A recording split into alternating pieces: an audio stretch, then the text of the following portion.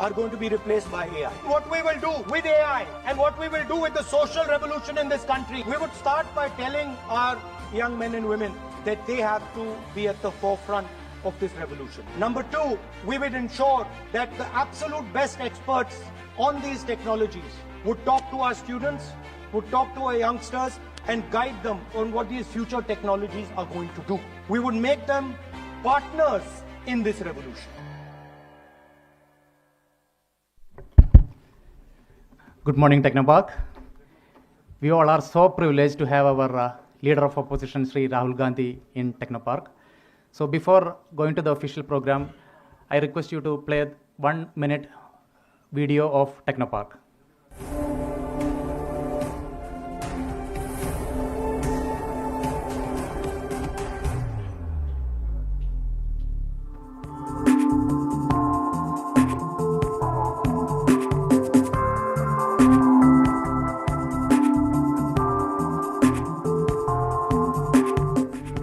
It's not about building a career. It's about forging connections and maintaining a balance that fuels both personal and professional growth.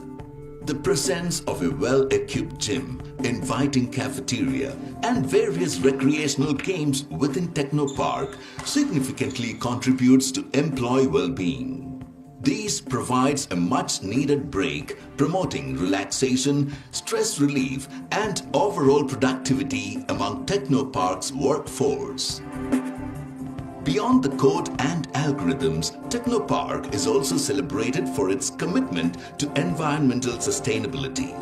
With lush green surroundings and eco-friendly initiatives, it creates a refreshing and invigorating atmosphere, forming a balanced equation for innovation between technology and ecology. Technopark never sleeps. From the first light of the dawn to the gentle glow of the moon, Technopark stands vigilant. Future perfect in every sense. This is Technopark.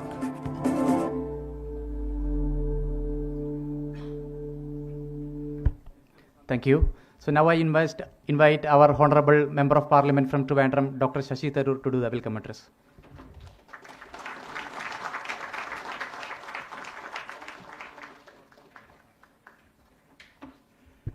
Thank you, Ranjit. Friends, I really am delighted to have the honor of introducing a very special guest to you all today. He doesn't need an introduction, of course, but he occupies a vantage point, a unique vantage point at the intersection of the world's largest democracy and our rapidly evolving digital landscape. In an era where algorithms shape discourse and data defines power, he has consistently advocated for a human-centric approach to technology. Whether discussing the democratization of information or the disruptive potential of AI on the global workforce, he challenges us to think about who technology serves. He isn't here today to talk about politics in the traditional sense, but to discuss the operating system of India, how we build inclusive systems, how we ensure data sovereignty, how we bridge the gap between the Silicon Valleys of the world and the rural grassroots to which ultimately we all have to be committed. If you review what Rahul Gandhi has been saying about technology, and you've heard some of it already while waiting for him to arrive, you'll find he emphasizes these specific angles that others don't talk about. Democratic decentralization, his focus on using technology to empower the edges of the network, the local communities, rather than just the center. Data sovereignty, his stance on data as a public good. You heard him speak in Parliament, the ethical implications of AI and surveillance, the question who controls our data. And I would finally say what I would call not the tech stack, which you all know about, but the human stack. Moving beyond code to discuss the social infrastructure required to support 1 billion people in a digital economy, the need for reskilling and more. And that's what Tony Thomas is going to get out of him this morning. In other words, you have someone here who has thought through the issues that you all work with every day. Please join me in giving a warm welcome to Rahul Gandhi in conversation with Tony Thomas.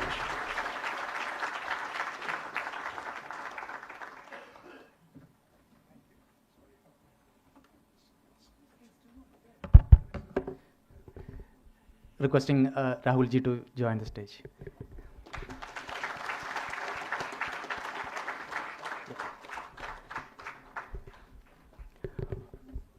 Over to you, Tony.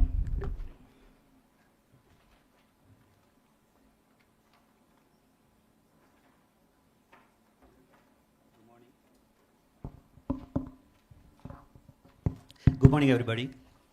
Good morning, Rahul ji. Morning. Welcome to Trivandrum. Thank you. This is a city where the ideas are very ambitious, the engineers are very talented, and every person you meet here will have an opinion about how to fix the world. It's a privilege to host Rahul Gandhi, the leader of the opposition in Lok Sabha, for this conversation on Kerala's IT and globally evolving technology stack.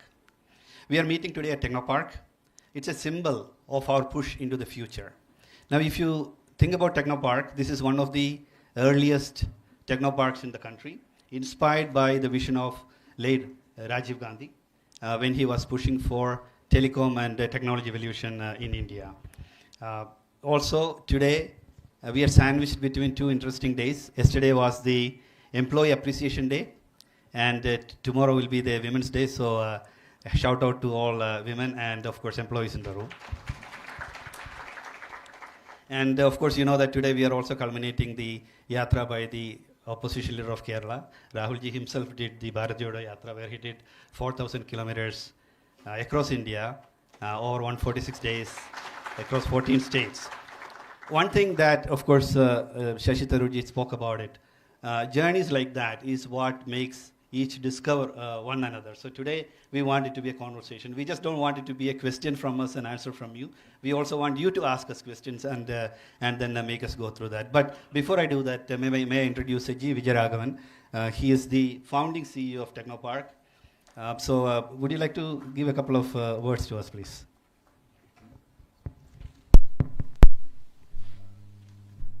Good afternoon, and you hear me? Good afternoon, and thank you, Tony, for that opportunity. Just to say that I used to work with Keltron long ago, when the cameras were being set up at the Racecourse Road, and that's when I used to work with Keltron in the late 80s, and that's when the first cameras were being set up at Racecourse Road, and I had the opportunity to meet with your father at that time. Also, The CCTV ones. pardon? The CCTV ones. The CCTV ones were all installed by Keltron. And then the first major computerization programs of which I was a part of. And then I had the opportunity to become one of the first employees in CDAC, where again we met and had the discussion with Mr. Pitroda and worked very closely with Mr. Pitroda, Dr. Bhatkar and others. In a way, Technopark, if you look at the articles of association of Technopark, it is probably the same as of CDAC and CDOT at that time. And the objective was to create a new culture. And probably this is the first technology park, not probably, it is the first technology park in the country, but probably the first technology park which was set up for the purpose of economic development and job creation. Most of the others were with research and a focus. That is what made it different. And the interesting thing, when you walked into this building, you would have seen, and I jokingly say on the left, you have the left, which is Mr. Nayanar, who laid the foundation stone. And on the right, you have Mr. Narasimha Rao, Mr. Antony, and Mr. Karnagaran, who came in for the inauguration. So it continued through multiple governments. Today, it is probably the single largest place for investments. If you look at the per square foot of investment in Kerala and foreign investment, employment generation, this is still the largest not only in the state, probably in the country. Unfortunately, we have most of it done by government and very little of infrastructure done by the private sector, which is a big change that was there. So I had a few other questions, but Tony said no political questions. So I'm not going to ask political questions. I'll probably pass it on to one of them, and they can pass it on to you, or if I can meet you later on briefly. Thank you. And Rahulji, I just wanted to ask you, if you were not a politician, if you were not in politics, would you have worked for a company? If so, would it have been a tech company? Or would you have started up something of your own as well? Well, you know, one definition and the one I'm best known by is a politician. I actually do many other things. So I find these definitions, oh, you're a politician, you're a technocrat, you're a techie, you're an engineer. I think these are very constricting definitions. But the answer to that, I would, if I wasn't in working for a political organization, I would probably be doing some sort of entrepreneurship, probably in the aerospace world. I'm a pilot, so, and my father was a pilot, my uncle was a pilot, so we have that little strain. Very interesting. Yeah. Yeah. We also have a space park now being built in Kerala, so hopefully we'll have some innovations coming there. We have a couple of questions that we have from the audience as well. So we have Vinod Subramaniam here. Actually, I think about it slightly differently. I think that you should be curious about everything, right? And actually, you should have an open mind towards pretty much everything. And that's when you can start to connect the dots, you know. Very interesting. And one of the things that when I speak to youth in the AI world, I say that there are only two characteristics that truly matter now. One is curiosity, and second is empathy. Because machines cannot think like us. So if the empathy is what makes us different than from the machines. So if you are curious and if you're empathetic, then the rest of the things normally and I would add one more. Please. Which is persistence. Indeed. Thank you. If you can keep going, you know, and keep being positive, then that's also very powerful. Absolutely, indeed. So maybe can I ask Vinod one question, please? Yeah, Vinod is here.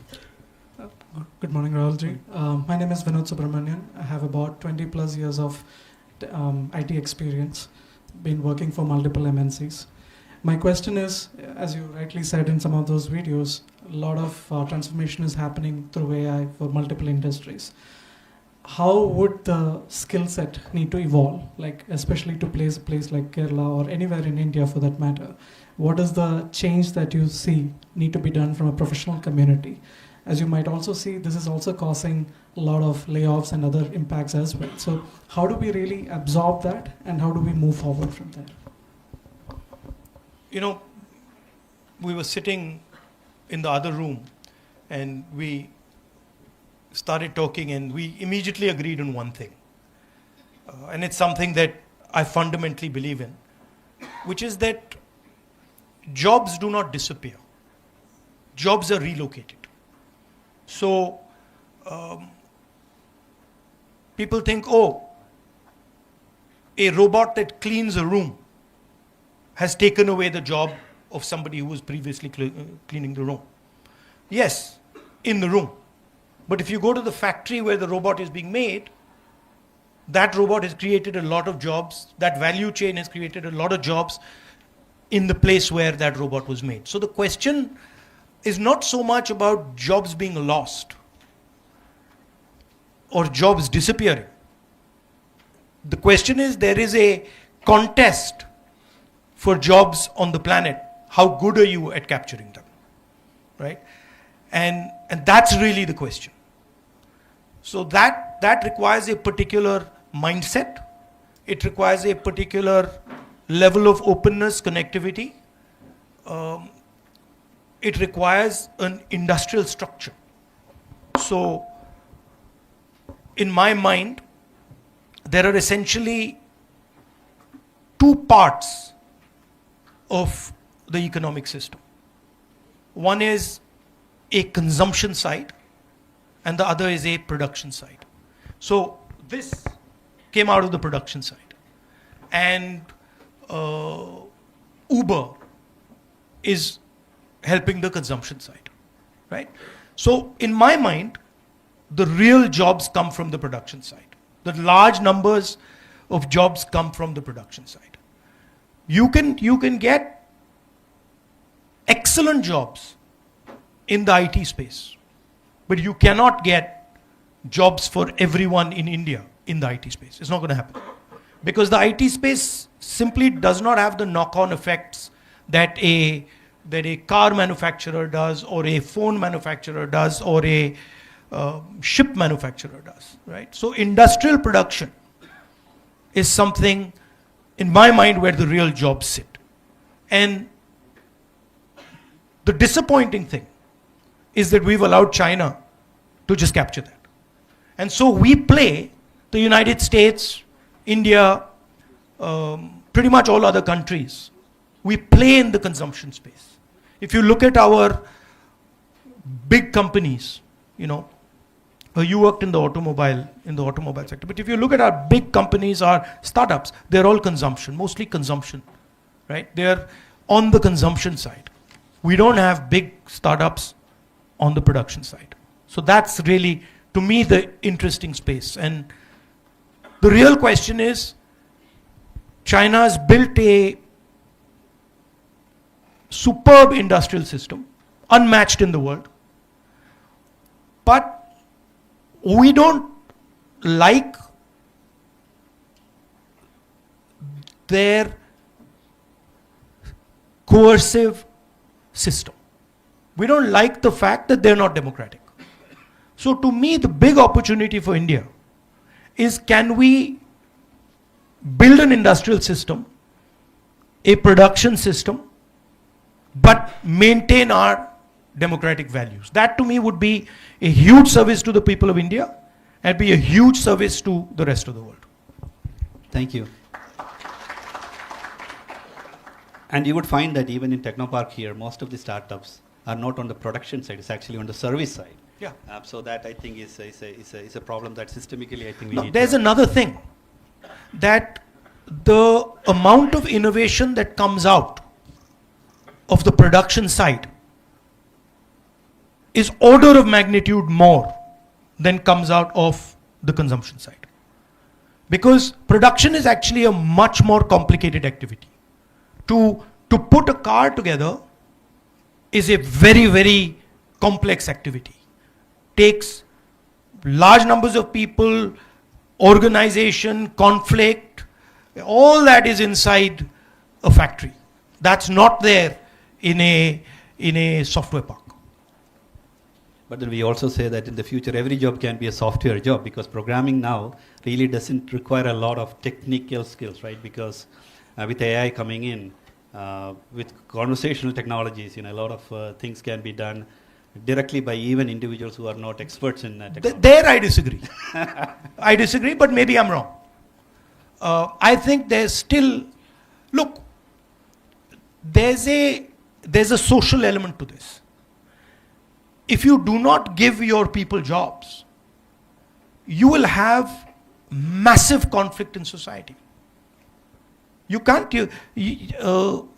one of the reasons you want to give people employment is because you want to make sure that there's a harmonious society. Because if you do not give people employment, that causes intense pain to them. Very true. And before we continue, is there any big message that you would like to share with us, or would we continue and then... No, you continue and then I'll put my message in my answers. Great. So now that we spoke about AI, of course we also know that you worked at some point in UK. Mm-hmm. So one of the things that we wanted to understand is from a work culture, because we also hear about work-life balance. We had an issue about a young lady having suicided because of the work pressure, etc. How do we balance life and work? Because I've worked in the West, I've worked in Japan, which is on the other extreme, for example, where it's very difficult for especially the youth to balance work and life. So are there any lessons that you could give us, insights that you could provide us, or maybe the do's and don'ts? And and even more, your job today, what you do today takes a lot of time and effort from you, right? How do you balance it without getting burned out as well? Well, the first thing is the frame you use, right? So I can come here and I can say to myself, now I'm going to the tech park and I'm going to be working. Or I can come here and say, okay, I'm going to the tech park, there's a bunch of guys there, I'm going to have fun with them. So you can change by thinking about what you're doing. You can completely change the nature of what you're doing. I actually, most of the time, I don't consider my work. Most of the time my work is curiosity. I'm like, oh, how does that work? Even if I'm in a situation where it's quite mundane and quite boring, I'll always try and be like, okay, what is that person doing? Why is he doing it like that? So that allows me to transform the way I think about things. I make sure that regardless of what happens,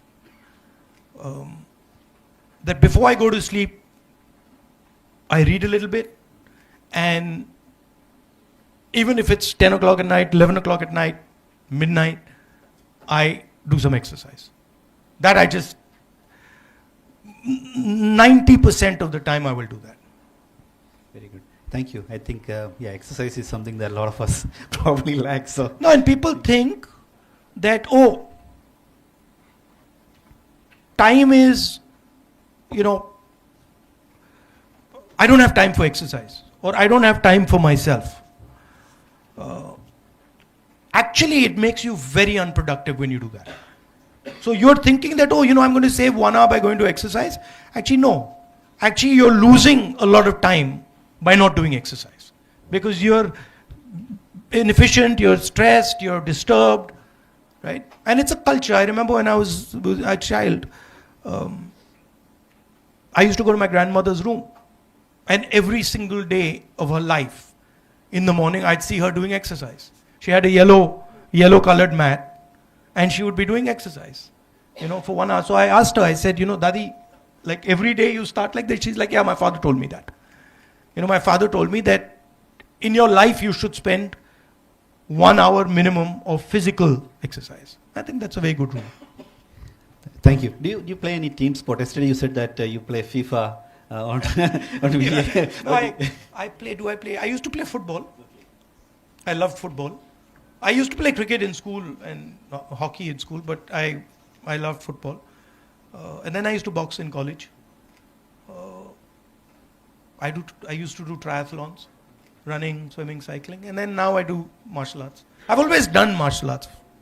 Yeah, now pickleball and paddle is becoming very, very popular around here. Yeah. So most of the places now you see that a lot of the team members are also playing that. We have a question from Deepa Nair.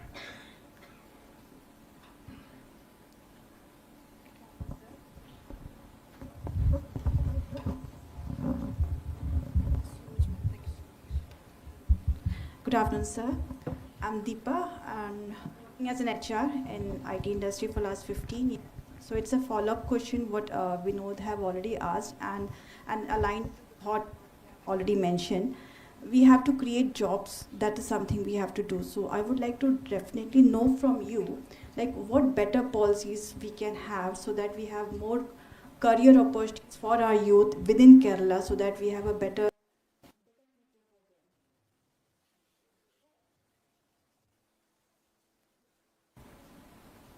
policies have to be made on the back of changes that you're seeing in the world, right? So for example, 100 years ago, people saw that, there's a movement towards the internal combustion engine, right? The internal combustion engine and petrol fundamentally shaped the last 100 years of the planet, right? If you were not part of that system, you were not part of modernity. You could not be, right? And our current superpower, was built on that.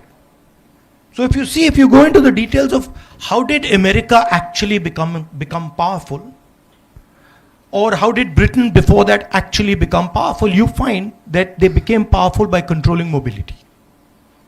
Right? The British controlled the steam engine and coal. They built a navy. They controlled the trade routes. And the Americans did the same with petrol. And now the single biggest change that is taking place is that that idea is being challenged.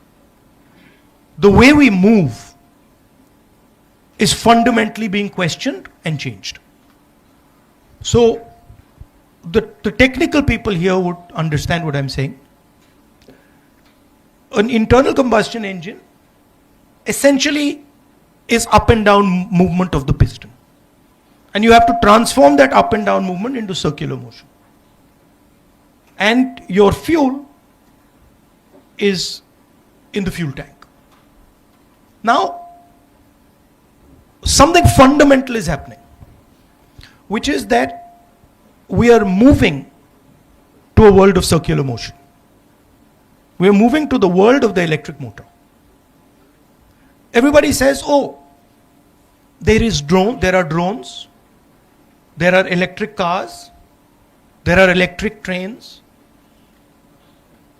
there are medical instruments. If you go into detail of what they actually are, they're essentially built on the same architecture. An electric motor is running a drone. It has a battery attached to it. EV is essentially a number of electric motors with batteries attached to it. What you see in pretty much everywhere where things are moving, the electric motor is somewhere and a battery is somewhere. The only difference between this and a drone is electric motors. This has a battery, this has a camera, right? If you were to, the drone is essentially this with mobility on it. So that to me is where the real powerful things are going to happen. If you go to Ukraine and you look at what is going on in the battlefield, you'll find that circular motion, the drone, is completely decimating the internal combustion engine. If you even look, for example, at what is going on now in Iran, you will see that we are moving, the military power is moving towards the battery, optics, and the electric motor. And who dominates these technologies? Not India, not America, not Europe, China. And that for us is a huge problem. Because we are the only people who can make that transition. We are the only people who have the scale to make that transition. I think that the United States and Europe, as far as circular mobility is concerned, cannot compete with the United States, with China anymore. But I think that given the right policies, given the right vision, India can compete with the Chinese on electric mobility, circular motion. There are three technologies that are at the core of this, right? There is the camera, there is the electric motor, there is the battery, and then there is the software that brings them together. To me, this is the space where India has to focus and compete. Very interesting, thank you. And like you said, I work. And if you do that, you will create order of magnitude more jobs than you can create in software. Because this has thousands of components. This is not one factory that produces this. This is thousands and thousands of factories, connected factories that are producing this. So I want India to be there. I want India to be sitting, I want the Chinese to look and say, who the hell are these guys? Where have they come from? That's what I want, right? Right now, they're getting a free run. Yeah. And that's what China did to the West. So, but again, the question that I have is a follow-on question on this. Is this a mindset issue that we have, or is it policies, or is it mix of both, or different things? How do you see that? Look at our big businesses. How many of them are in the production business? No, answer. Very few. Very few. So the businesses that produce, and they're exceptional, right? Bajaj produces, right? The guys who are doing the two-wheelers, exceptional. They are actually competing globally, and they can challenge anybody globally. But do we encourage them? Do we push them? Do we help them? Do we support them? Not much. Our entire system is captured essentially by 3 or 4 businesses. Right? You know the names, Adani, Ambani, these are the 4 or 5 guys. They don't produce anything. And actually what happens is, they help sell products that damage our local producers.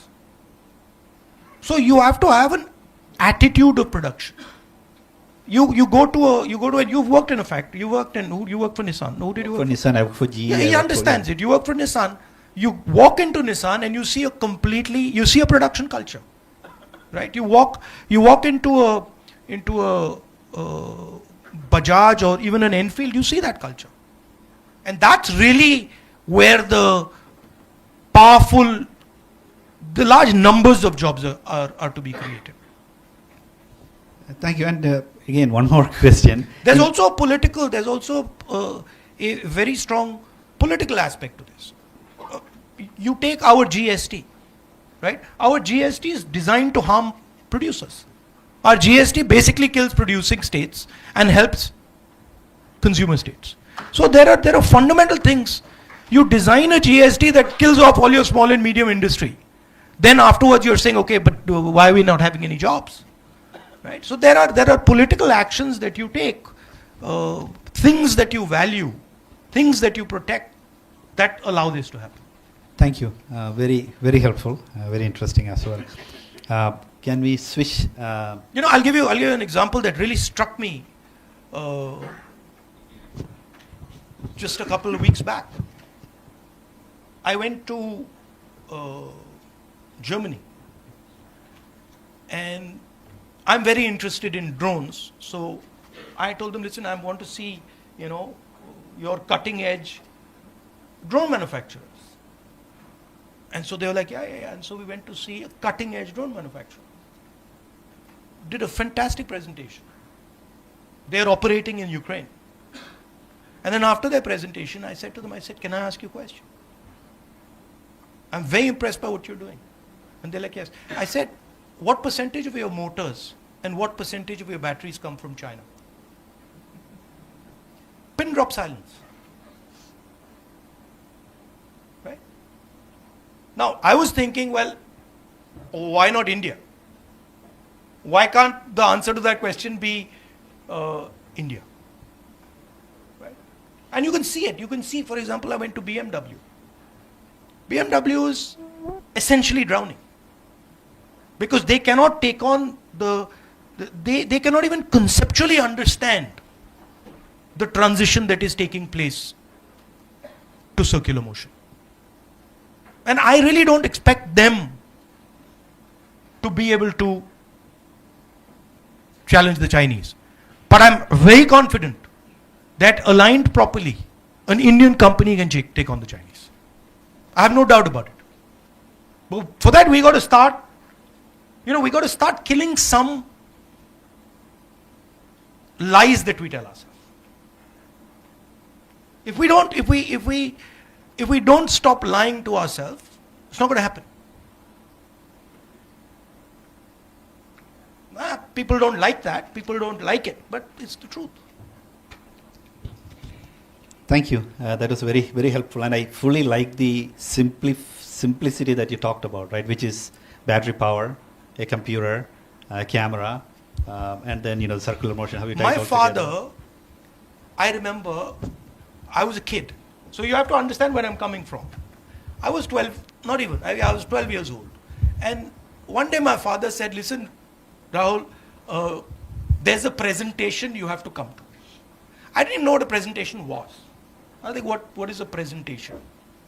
And I sat, I was bored out of my brains. And I sat for 3 hours watching a presentation on this is 1983.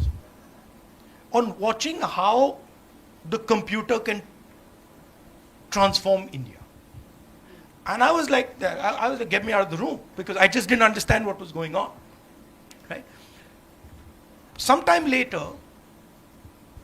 my father would keep forcing me to use a computer. Those days, I don't know how many of you use those computers.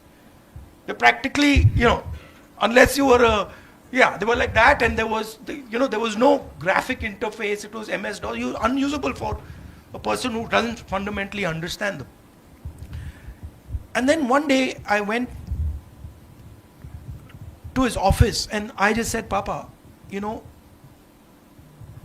what is this? And I still remember he took a piece of paper and he drew a 2x2. I didn't know what a 2x2 was, 2x2 matrix. I didn't know what that was. And the 2x2 was high capital, low capital, high skill, low skill. And then he said, you see this box? And I was like, yes. He says, we're going to dominate this box.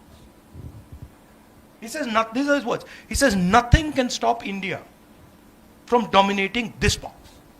Maybe this other boxes we are not going to dominate, but this box we're going to dominate. I'll tell you another story. Sam Pitroda will tell you this. The head of General Electric came to India. And my father had a chat with him about building software in India. And he went out of the room and said, the man is crazy. He said, the man is crazy. How can we build software in India? But that is what having a vision is. That's what it means. If everybody is saying, you're making perfect sense, it's all right. No, there's no vision there. A vision by definition has to look crazy, because other people can't see it. And so that's when you're asking me, what do I expect Indian people to do? I expect them to push back when they're told stuff that is not true, is not real. Right? I expect them to say, no, this is my idea. It looks crazy to like all these other people, but I'm doing it. And then you'll find, suddenly all those people are saying, that's a great idea. Mr. Vajpayee gave a speech in Parliament saying, Rajiv Gandhi is going to destroy the Indian economy. Computer will take away all our jobs. He then gave a speech 15 years later on how great the computer was.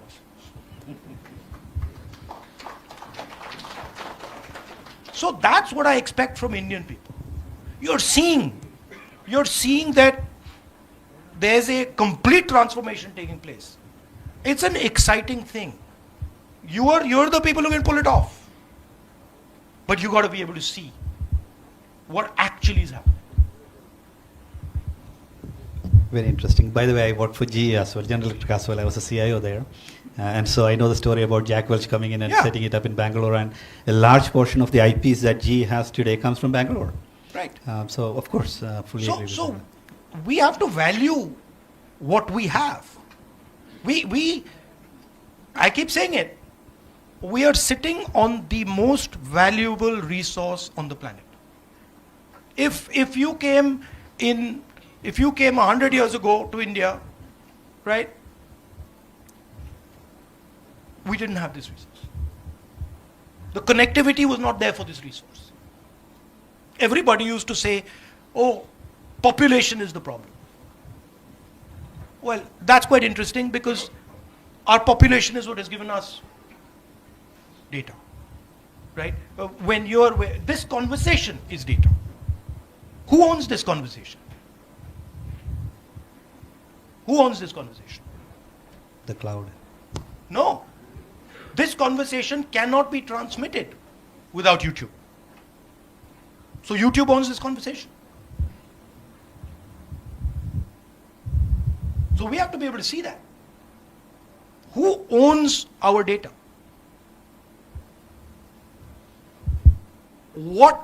How are we going to strategically use our data? That's really the question. You're engineers, you're technical people. Can you run a petrol engine without petrol? Is it possible? No. Answer? No. Can you run AI without data? Is it possible? So, we keep talking about AI, but we have the data. Can anyone build AI without large-scale data? Not possible. Who has the biggest, largest data pile in the world? And I'm not just talking conversations, Uber drives. I'm talking genetic information. I'm talking medical information. Do you realize the value of the data of our medical information, of our genetic information? Entire medicine of the future is going to be built on it. So those are the hard questions. We have an AI summit. We don't have a data summit. Nobody is saying, listen, it's literally like Saudi Arabia turning around and having a summit on the petrol engine. It's like that. And then nobody in Saudi Arabia is saying, listen guys, we got the biggest oil reserves in the world. Please understand what has happened. The US deal that has been signed by the Indian government is essentially handing over our data to the United States. Nobody said, except me, nobody said a word. It's mind-blowing. You imagine if you went to, Russia, and Russia handed over their entire oil supply to the United States, what would happen? They were shouting and screaming. Not a peep in India. It's quite surprising to me. I like the focus on data, being a CIO. Of course. Thank you. I think Srikumar is here, the GTech. Yeah. You agree with me? Yeah.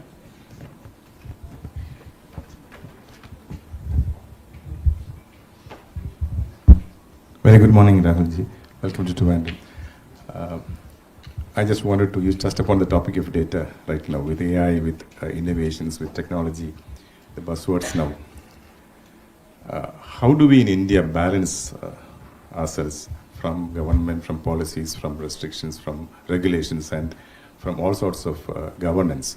How do we regulate and how do we balance between the innovations that are happening in technology to the data protection and citizens' digital rights? Now, that's an area where data pilferage, data is going to be very important. Data is the most powerful resource in the world. So, how do we balance between the innovations that are happening? That is the. You said, I'm a politician. That's one of the central questions that the politics of India should be discussing. That this is our biggest resource. How are we going to utilize it? What is its nature? Who has access to it? At what cost do they have access to it? These are the questions actually the political system should be discussing. Not whether, what we should eat and what we should drink and whether cow urine is good for you. Yeah. Right? So it is actually it's a democratic exercise. It's a listening exercise. Because really nobody has the answer. If I tell you, listen, this is how you should use the data, that's nonsense. But it is a conversation. It's a conversation with our businesses, with our people, with the multinationals of the world, with the Americans. It's a conversation. Right? And it is the most powerful conversation India can have. I mean, if in that deal, India had turned around and said, listen, this is all fine, but our data is the most valuable data in the world, I can guarantee you there'd be no taxes on agriculture, there'd be no taxes on small and medium business, there'd be none of that. You have to, when you're negotiating, and you all are negotiators, you got to know what you got. If suddenly Saudi Arabia goes and negotiates and has forgotten that it has oil, what the hell are they doing? Right? So you first, before you go into a negotiation, you got to say, okay, what do we have? I can tell you straight away, we have brilliant people, more than anybody else. We have huge diversity, so we can understand many different things from many different angles. We have the largest pile of data on this planet. We have the best engineering talent. We have the best medical talent. Kerala produces the best nurses. Now come and negotiate with me. Don't come and negotiate with me without having a clear understanding of what I got on my side. That's how it should be done.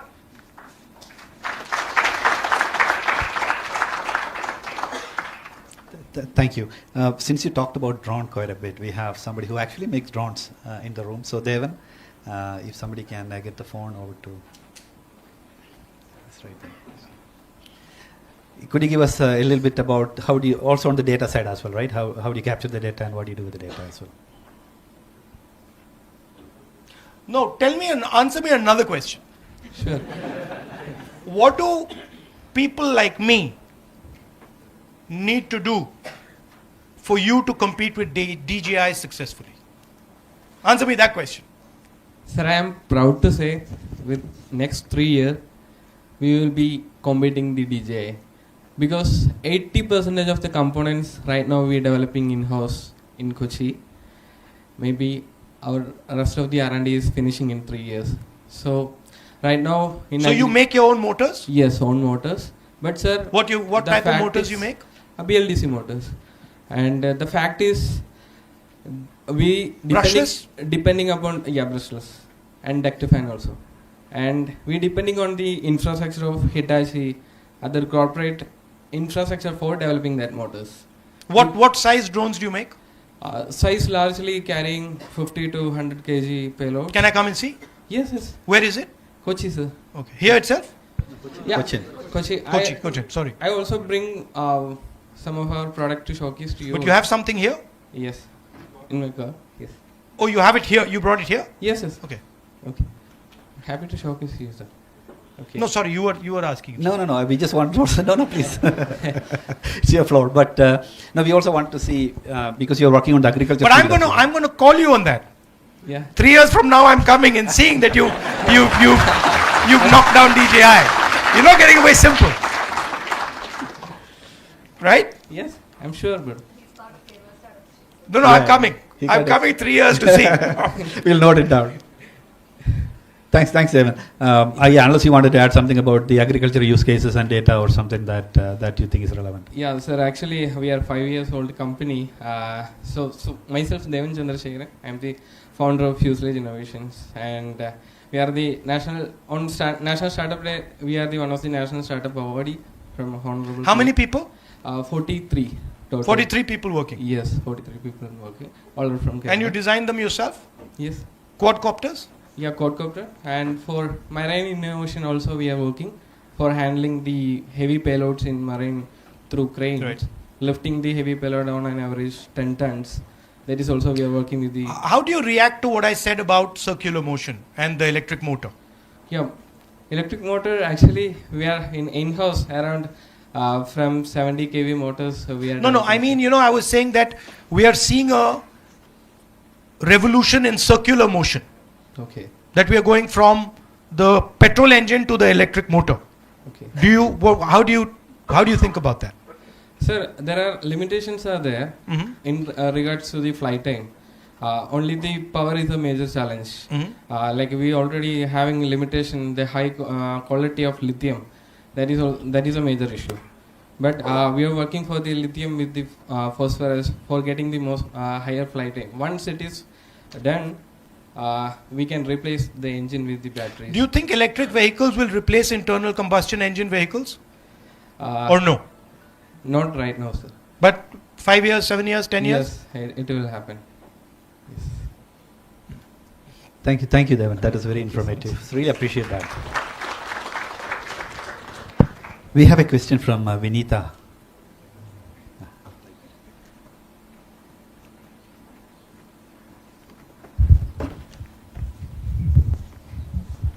Hello, Rahulji.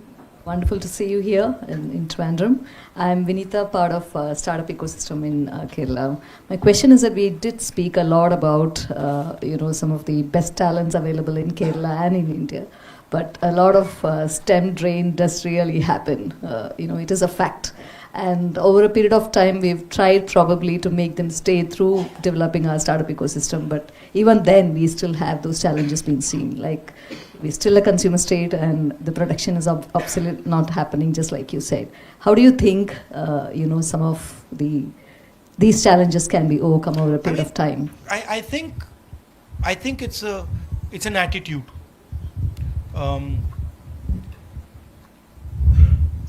And the government has to provide an ecosystem, an architecture for you to produce. The government doesn't have to provide you as much support in software as it has to provide you in production. That's a much more difficult, complicated thing to manage. So government has to understand these things. Government has to have a strategy on these things. Government has to know, or at least guess, where things are going to move. The reason I was telling you about that conversation with my father was because he understood that things are moving there. Software is going to give us that quadrant on that piece of paper. So the government has to have that type of a sense that, listen, this is where we are going, right? And directionally, we need to be aware. I'll tell you a story.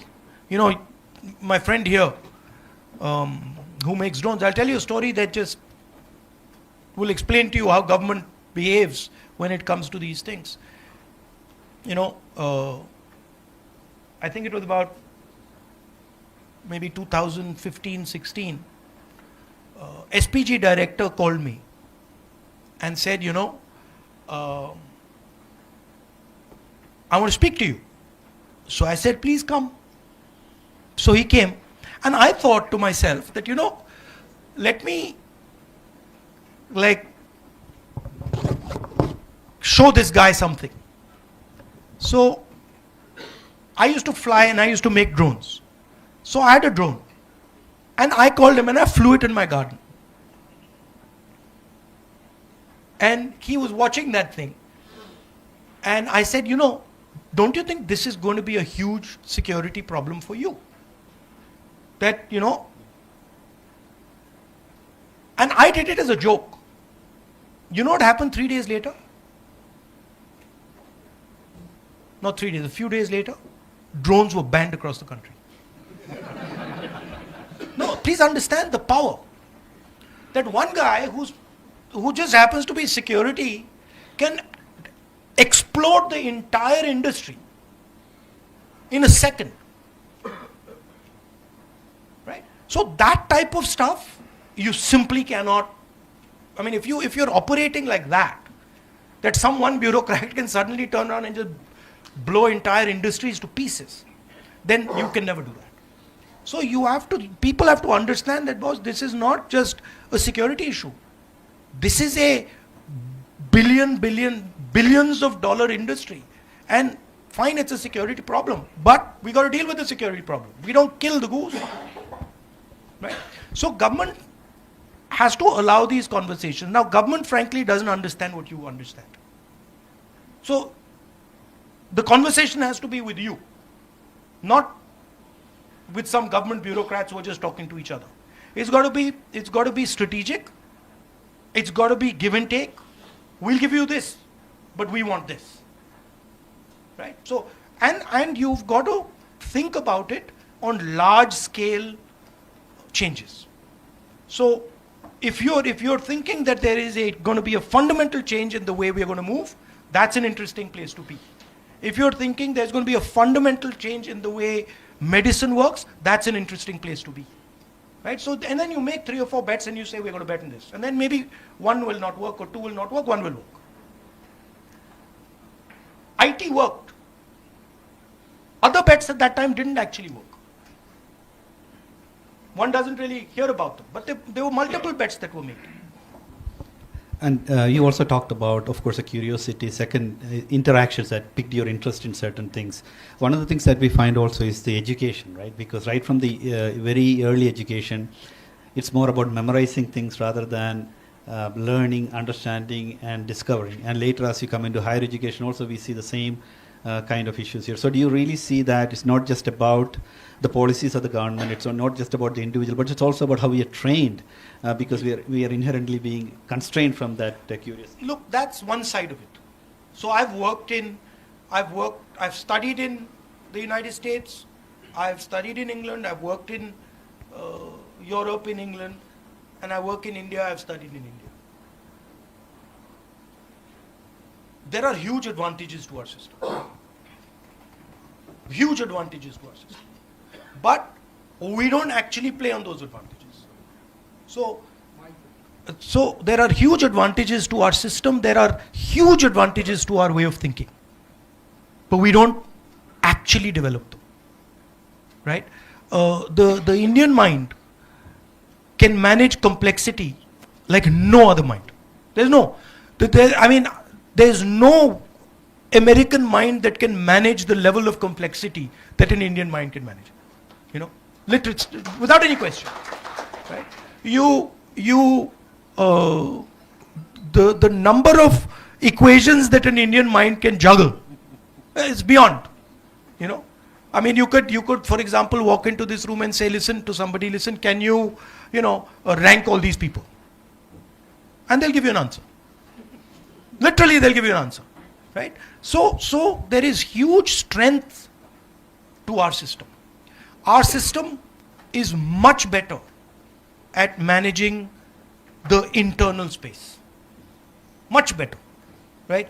The Western world literally collapses because they cannot manage internal space. They're very good at organizing outside, right? They can organize everything nicely. Inside, they can't organize.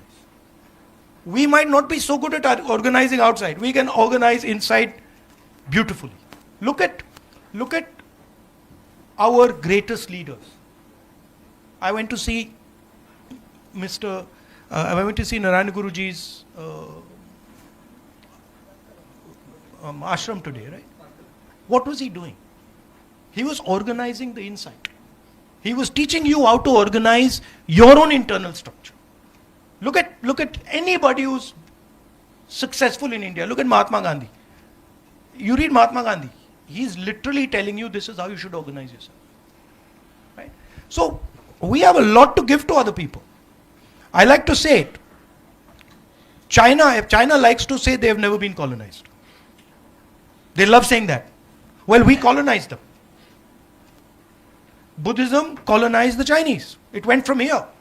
So their entire philosophical structure comes from Bihar. Right? So I am not one who says, look, that system is better. There are things over there that are good, and we should take them. But there are things over here that are excellent, and we should use them, and we should also give them. Indeed, if you drive on the Indian roads, you can do pretty much anything nowadays. Managing chaos. Indeed, absolutely. It's actually leading through uncertainties is what, as leaders, we always teach our employees, right? Because on a normal day, you don't need to lead, you don't need to manage. But crisis is when you really need to step up. We are inherently good at that. No, and the other thing is that in India, this is something strange. But in India, the guys who are actually really, really good, they're almost hidden. You don't see them. They're somewhere hidden, back in the back. And those are the guys that are running the backbone. Right? And then there's a fancy guy over there, and you're like, yeah. But then you're like, okay, so who actually? I went to I shouldn't say actually.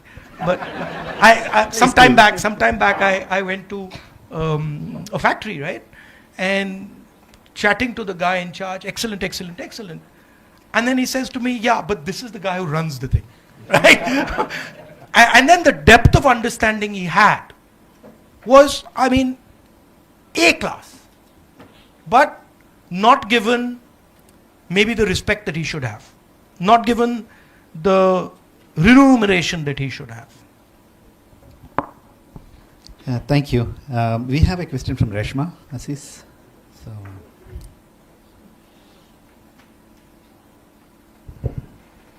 hi Rahulji, I'm Reshma Aziz. I'm having 16 years experience in the IT industry.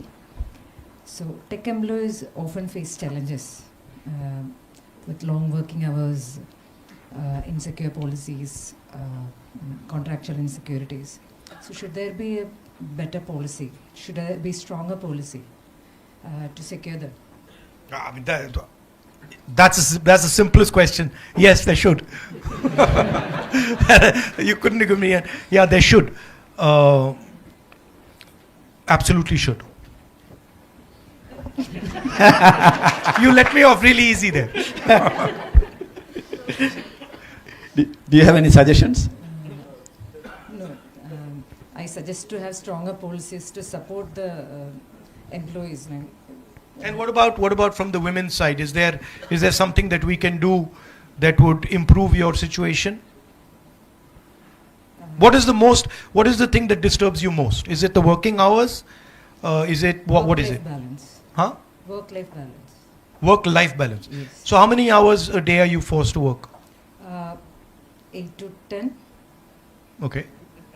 But I mean, 8 hours not bad. I'm lucky if I get 8 to 10.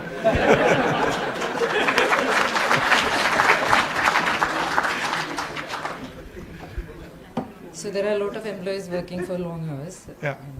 So work-life balance is one of the things. And what do you do in your non-work time? Like, how do you spend your non-work time? So do you have like a hobby? Do you have children? How do you do that? Yeah, I have a company of my own. I'll work in that, then I'll manage the family. And what does the company do? We are into contract staffing, business. Okay, software contract staffing. And what's the most difficult part of your job? I love all the part of my job. Okay. There's nothing difficult for me, but it is difficult to manage the family and job. That is where I find a challenge sometimes. Okay. Thank you, Reshma. Thank you. It's actually quite interesting, and I think you already answered that earlier, right? If you enjoy your job, then a lot of the times, it really doesn't look like something that is stressing you out, right? But it's about how you manage your time, prioritization, and small tricks like that. So we've seen some of that as well. So. No, but the challenge actually is liking something you don't like. Like getting to like something that you don't like. That's where it gets interesting. Yeah. That you say, okay, I don't enjoy this, and then you start to look at it carefully, and you change the perspective, and you say, actually, I quite like it. And one other thing that we found is that when you're not learning new things, that interest kind of starts waning. So we always try to figure out new ways, like changing jobs, cross-learning, new trainings and things like that. So you kind of keep the interest at a level so that then that stress really doesn't affect. Because if you do something that you, like you said, don't like, even for a short period of time, that kind of stresses you out way more than doing something that you enjoy for longer hours. Yeah. I also find that if you do many unrelated things, you get a lot of cross-fertilization going on between things that you do. So for example, if you study history and you do software design and you're interested in hiking, and you're interested in multiple things, you suddenly find that actually that thing from this space is helping me in this space. Elasticity, right? So I like to keep it as wide as possible. Even, for example, if I read, people ask me, oh, what book are you reading? I don't do it like that. I'll get interested in an area and I'll be like, okay, that's, an interesting area. And now let me read in that area. So, or even sort of, I find martial arts gives me huge information on how to deal with things, right? Principles over there, for example, of balance, of force, they are applicable everywhere. So I like to have many things that I'm doing, and whenever I talk to my nephew and niece, I always tell them, listen, the more things you're doing, the better. Indeed. Don't get into, don't just, be good at it. So don't just do it and not be good at it. But if you can do, 5-6 things and be reasonably good at them, then they all start to add up. Indeed. Especially as you grow up, right? Because when you learn your peer's job, it's much easier to move up in your career if you're in a job versus, just knowing deep about what you do. So we have different management styles around that, right? Liju had a question. Liju John. So.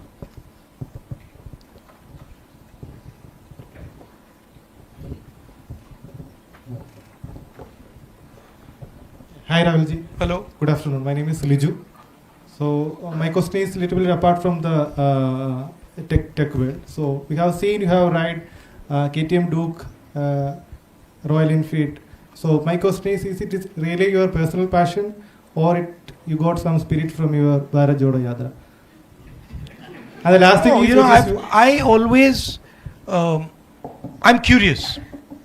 So I always like to travel around, meet people, look at things, understand how things work. That's just my nature is like that.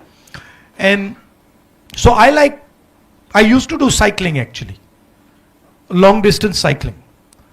But nowadays long distance cycling not possible for me because my security people it becomes ridiculous. Right? If you're cycling and then you have these escort cars, it just doesn't work. So I can't do that. And so I like the idea of two wheels. And I don't really care what bike I'm riding. I like the sense of riding a two-wheeler. I'm perfectly happy riding, a scooter in some situations or a motorcycle in other situations. If you're asking me what motorcycle I think is good. Yeah, that was my last one. Do you get a high on a specific? No, I don't get into high. The high is when you're 25. At my age, high kills you on a motorcycle. So I don't do the high thing. I quite like the KTM. That was my last question. Which one you prefer to ride that? I like the KTM, but I prefer the KTM to the Enfield. Let's put it like that. Okay. I have an Enfield. My son has a KTM, so we have this argument at home all the time. So I think he won out. There's a good 450 BMW that is coming out. I think that will be a good bike, but it's expensive. That reminds me. I know that you were in Germany with BMW, etc. Of course, all these things are changing, right? Even with AI coming in, new technologies coming in. Have you ever ridden an autonomous car? Have you been in a car without a driver? No, but I have a remote control car. I have it in my house and I use it to drive my dogs crazy. I make my dogs exercise with it, but it's a little thing. I've been doing remote control stuff since I was a little child. So my father and me built our first little remote control plane together. So I'm deeply into that side of the world. How many dogs you have? I think PD is one of them, right? No, he died. Oh yeah. Yeah, he died. Poor guy. I have 4. Wow. They're brothers. Wow, wow. Yeah, we have one. We have a lab, Sancho, and Yeah. he runs the house. We just living in the house. I think. Yeah, it's true. my guys are they're quite naughty. Yeah. Yeah. Something to look forward to, right? Going back home. Yeah. So No, I think one of my favorite lines of Mahatma Gandhi, and I really resonate with that, is that something to the effect of, a people or a country that does not respect animals and respect all forms of life has a long way to go. So I don't restrict kindness to human beings. I think one should be kind and gentle to all beings, so that in fact, as I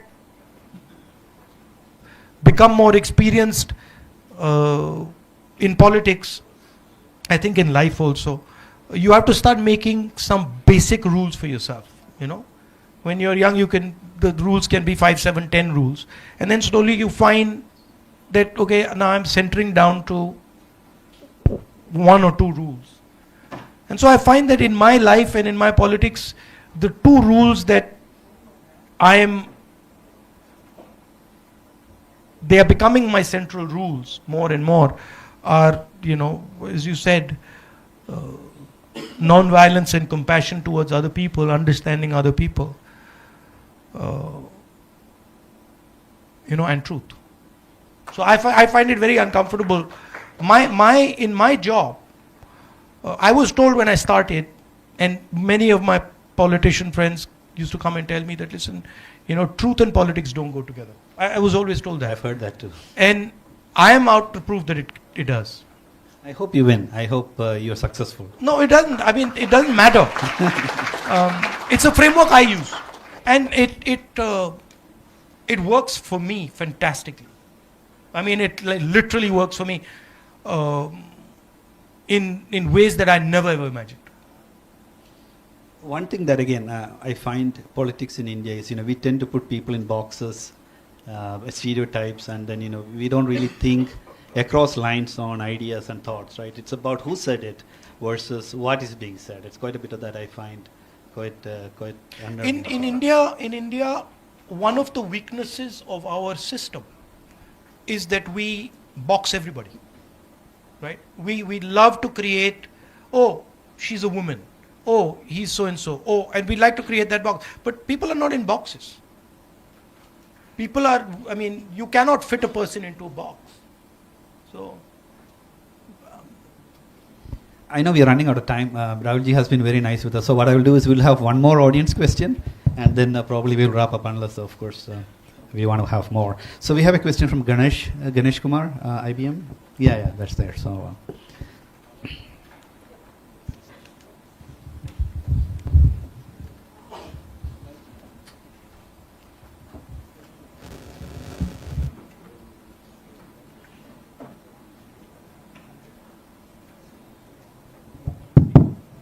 Good afternoon, Rahulji. I am very thankful. Good afternoon. Because Rajivji bought telecom and computer revolution in India. I got benefited. And after that, Manmohanji bought economic revolution. I got benefited that. So if you have given an option to choose a technology or a mission, like digital payment or something like that, what would you choose for? What did you choose? Broadly, I answered the question. I would be thinking about new mobility. And new mobility not just restricted to cars or drones. New mobility across the board. And I would think about setting up India as a dominant force in that new mobility. So new mobility would include drones, it would include railways, it would include EVs. It would include Hyperloops. It would include anything that moves in the way we are going to move in the 21st century. That's what I would think about. Of course, embedded in that is software, right? Because that requires software for that.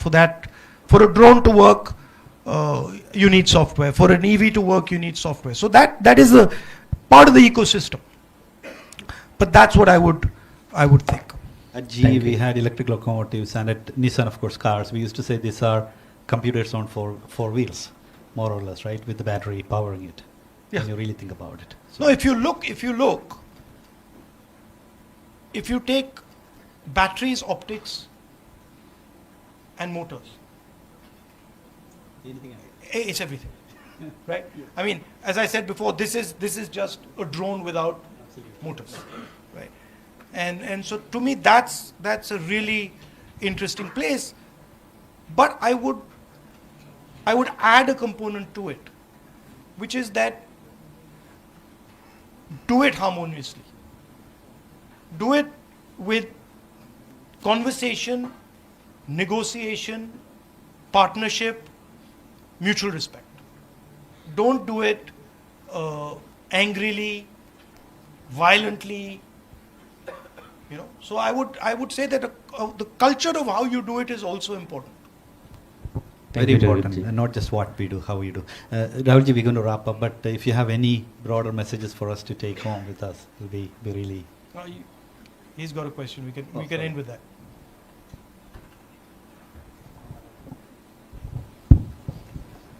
Good afternoon, Rahulji. My name is Pius Verghese. I have a question. We have got independence in the year 1947. Today we are in 2026. It's almost 80 years.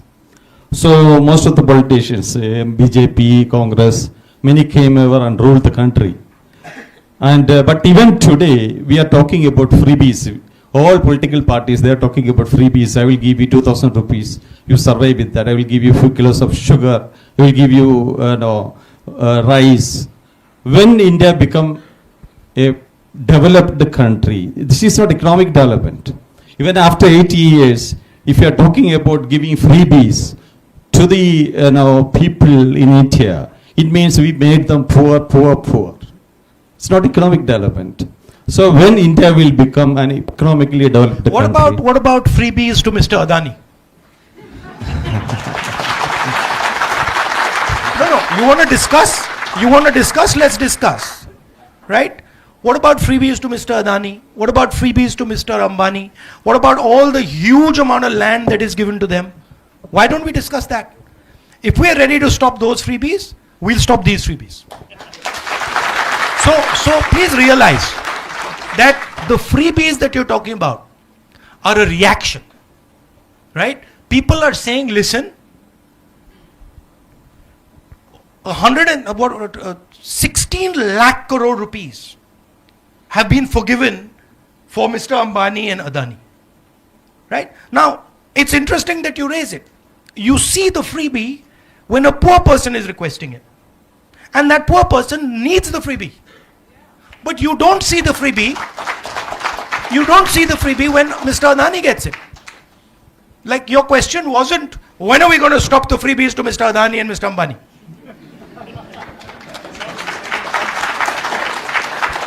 Right? So when you're looking at a political system, you got to look, I love all Indians. That's my starting point. I even love the people who hate me. Okay? So for me, what I am looking for is a win-win.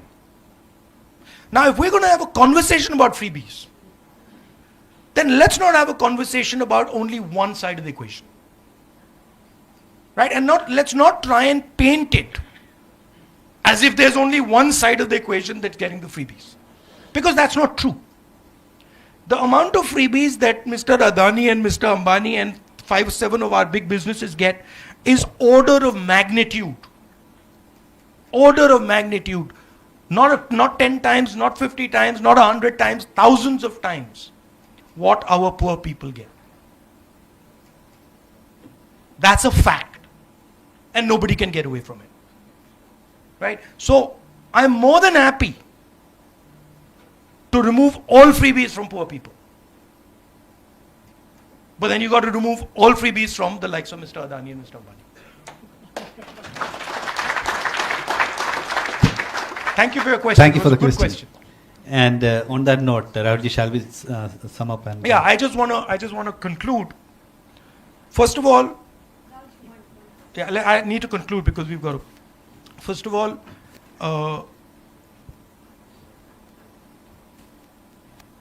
I come to Kerala, and I now have a bond with Kerala. It is not a. Kerala loves you too. No, I'm serious. See, you don't understand the depth of it. I'll tell you why.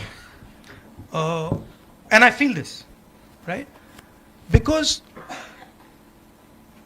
when I was under vicious attack, the most vicious, unfair attack, Kerala embraced me. That I'm not going to forget. That I cannot forget ever. Many people embraced me, but Kerala embraced me. Right? So, that's the first thing. The second thing is that I've learnt a lot from you. I've learnt about respecting people, about respecting other cultures, about being affectionate to people, about even how you do your politics, how you run your hospitals, how you do even your political meetings. I've learned a lot from you. So I have a debt of gratitude towards you. I'm a debtor to the people of Kerala. Okay? And so for me, I'm not partial to one Keralite or another Keralite. For me, all Keralites are the same. And I'm interested in being your partner, in helping you achieve whatever you choose to achieve. It's your journey. These are your decisions. But I would like you to know that I'm there to work with you, to help you in whatever way I can. Finally, your history, your tradition, your giants like Narayana Guruji are guides. In our culture, a guru is given a exalted place. They're national gurus. They teach our country the direction in which we should be going. Their ideas, of course, are embedded in our constitution and are embedded in our democracy, but they are like lighthouses that, this is where we should be going. And that, when I speak of a Narayana Guru, he is actually a person, but he reflects the spirit of Kerala. He only became Narayana Guru because he reflected the spirit of the people. The rebellious spirit. Yeah. And he only became what he became because he expressed your spirit. And I want that the people of Kerala, young, old, male, female, poor, rich, always express freely and openly the spirit of Keralam. Thank you very much, and really appreciate. Thank you for inviting me here. It's an honor and a pleasure. I had a very nice time, thank you all for coming and having this conversation. Ranjit, would you come over and present a memento to Rahulji, please?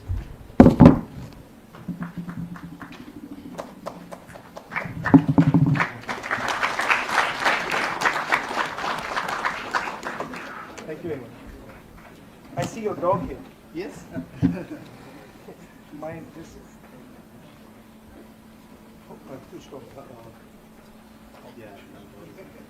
Let me show you my dog. My dog is one of my dogs.